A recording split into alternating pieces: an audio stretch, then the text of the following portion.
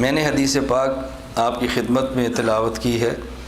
رسول اللہ صلی اللہ علیہ وسلم نے فرمایا المرء مع من احب، آدمی اسی کے ساتھ ہوگا کہ جس کے ساتھ دنیا میں محبت کرتا ہے۔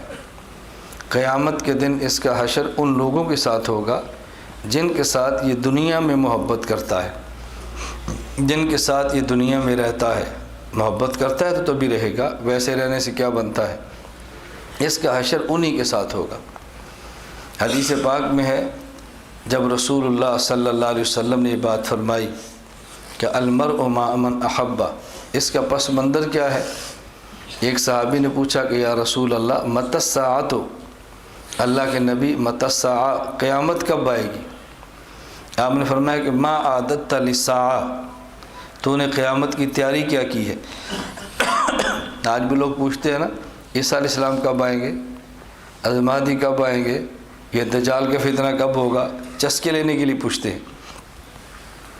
تو رسول اللہ صلی اللہ علیہ وسلم نے پوچھا ما اعددت للساعۃ، یہ پوچھتا ہے قیامت کب آئے گی، مگر یہ بتا تو نے قیامت کی تیاری کیا کی ہے؟ اس صحابی نے عجیب جواب دیا، انہوں نے کہا یا رسول اللہ ما اعددت للساعۃ الا انی احب اللہ ورسولہ، میرے پاس کوئی عمل تو نہیں ہے، بس اللہ کے رسول سے پیار کرتا ہوں۔ تو حضور نے فرمایا المرء مع من احب، آدمی اسی کے ساتھ ہوگا جس کے ساتھ محبت کرتا ہے۔ حضرت انس فرماتے ہیں کہ 23 سالہ دور نبوت میں اتنا مزہ نہیں آیا جتنا اس جملے کا مزہ آیا۔ جتنا اس کا مزہ ہے نا، ہمیں اتنا کبھی مزہ تو آتا تھا، لیکن اس جملے کا جو مزہ ہے ہم بتا نہیں سکتے۔ کیوں؟ اس لیے کہ ان کو یقین ہو گیا ہمیں دنیا میں سب سے زیادہ محبت حضور سے ہے، تو انشاءاللہ قیامت کے دن حضور کے ساتھ ہوں گے صلی اللہ علیہ وسلم۔ اور یہ آدمی کی تمنا، یہ بہت بڑی بات ہے، بہت بڑی بات ہے۔ اللہ رب العزت ہمیں بھی رسول اکرم صلی اللہ علیہ وسلم سے سچی اور خالص محبت عطا فرما دے۔ پھر نبی کریم صلی اللہ علیہ وسلم کی اپنی مرغوبات ہیں، آپ کی اپنی طبیعت میں بعض چیزیں بہت محبوب ہیں۔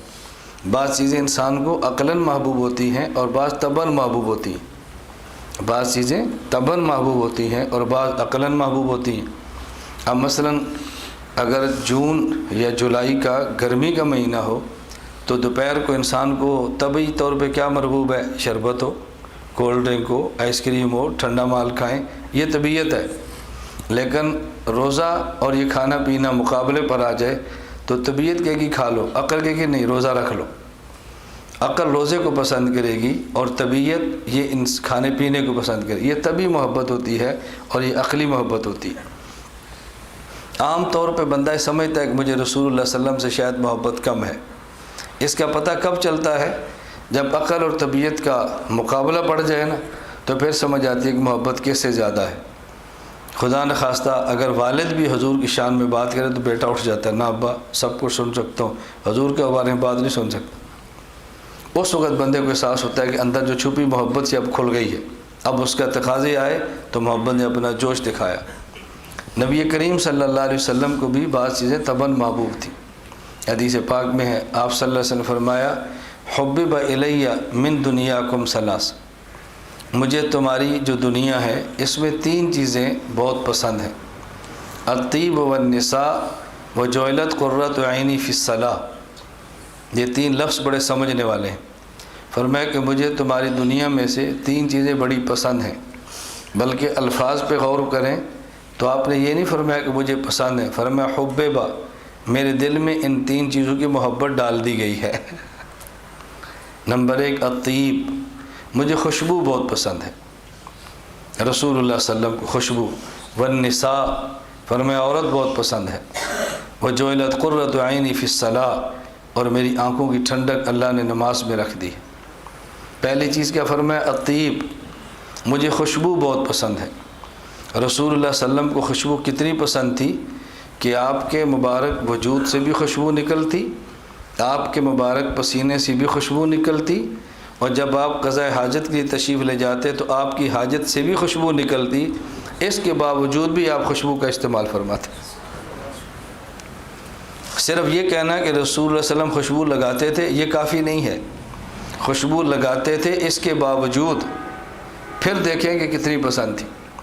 جسم مبارک سے بھی خوشبو نکلتی ہے، پسینہ ہے تو اس سے اور خوشبو نکلتی ہے، قضاء حاجت کے لیے جائیں تو اور خوشبو بڑھ جاتی ہے، اور پھر بھی آپ خوشبو استعمال فرماتے۔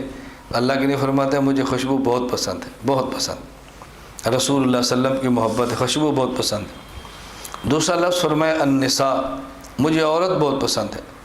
آج کے دور میں جب یہ جملہ کہو ہر آدمی کے کان کھڑے ہوتے ہیں۔ اللہ کے نبی نے کیسی بات فرما دی صلی اللہ علیہ وسلم، اس کی وجہ ہم جنسیت، خواہشات اور سیکس کے گندے ماحول میں پلتے ہیں، گندے ماحول میں جوان ہوتے ہیں، اور ہمارا پورا معاشرہ چونکہ اخلاقیات کے اعتبار سے اتنا گرا پڑا ہے کہ یہ لفظ زبان نبوت سے نکلے تو پھر بھی جلدی سمجھ نہیں آتا۔ رسول اللہ صلی اللہ علیہ وسلم کے دل میں جو عورت کی محبت تھی اس کا معنی وہ نہیں ہے جو ہمیں ہوتی ہے۔ نبی پاک صلی اللہ علیہ وسلم النبی اولا بالمؤمنین من انفسہم ازواجہ امہاتہم، پیغمبر کی بیوی اگر امت کی ماں ہے تو پیغمبر پوری امت کے باپ ہیں۔ تو باپ کو بیٹی سے جو پیار ہوتا ہے نا، وہ ذہن میں رکھ لو تو پھر سمجھ آئے کہ پیغمبر کو عورت سے محبت کا مطلب کیا ہے۔ رسول اللہ صلی اللہ علیہ وسلم یہ کس دور میں فرما رہے ہیں، اس دور کو دیکھو تو پھر سمجھ آئے۔ یہ اس دور کی بات ہے کہ جب مشرک کے گھر میں بیٹی پیدا ہوتی تو زندہ دفن کر دیتے کہ لوگ آر درائیں گے، فلاں کی بیٹی ہے، یہ تانے دیں گے۔ اس دور میں حضور فرماتے ہیں مجھے بہت پیاری لگتی ہے، یہ مجھے بہت پیاری لگتی ہے، یہ مجھے بہت پیاری۔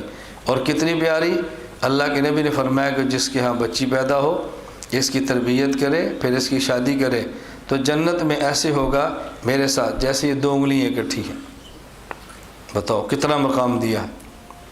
جب لوگ عورت کو نحوست کی علامت سمجھتے تھے، اس دور میں حضور نے فرمایا کہ جنت اس ماں کے قدموں میں ہے، اور یہ نہیں فرمایا کہ نیک ماں کے قدموں میں ہے، ماں کے قدموں میں ہے، وہ ماں نیک ہو یا ماں بد ہو، ماں کے قدموں میں۔ اللہ کے نبی فرما رہے۔ اب رسول اللہ صلی اللہ علیہ وسلم نے کتنی بات سمجھائی ہے۔ جب یہ پس منظر ذہن میں رکھیں گے، شفقت والی محبت، تو پھر آپ کو یہ وہم نہیں ہوگا کہ اللہ کے نبی کیوں فرماتے ہیں مجھے عورت بہت پسند ہے۔ رسول اللہ صلی اللہ علیہ وسلم کی پسند کا معنی وہ نہیں جو ہمارے ہاں ہے۔ اگر یہ معنی ہوتا تو بندے کی سمجھ سے بالا ہے کہ رسول اکرم صلی اللہ علیہ وسلم کی جب جوانی 25 سال کی ہے تو بیوی آپ کے گھر میں 40 سال کی آئی ہے۔ آپ کے گھر میں بیوی 40 سال کی، بیوہ عورت سے نکاح ہو رہے ہیں، مطلقہ عورت سے نکاح ہو رہے ہیں، بچوں کی ماں سے نکاح ہو رہے ہیں، یہ نبی پاک صلی اللہ علیہ وسلم تو کیسے نکاح کرتے اگر معنی وہ ہوتا جو ہم سمجھتے۔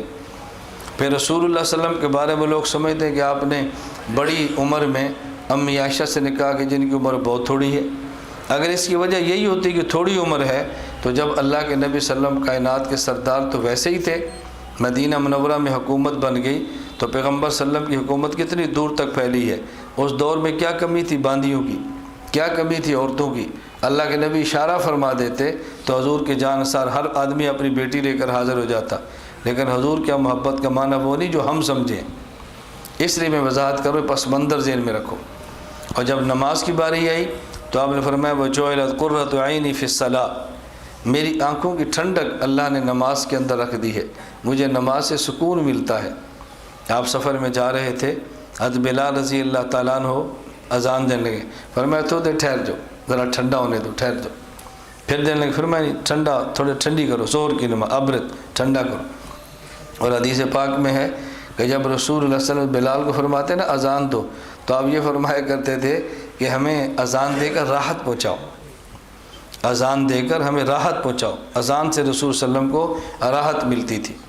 تو نبی کریم صلی اللہ علیہ وسلم نے فرمایا کہ مجھے 3 چیزیں ہر ایک کی پسند ہے، مجھے 3 چیزیں بہت پسند ہیں۔ نمبر 1 الطیب، خوشبو، نمبر 2 والنساء، عورت، نمبر 3 جعلت قرۃ عینی فی الصلاۃ، نماز جو حضور پاک صلی اللہ علیہ وسلم کی آنکھوں کی ٹھنڈک ہے۔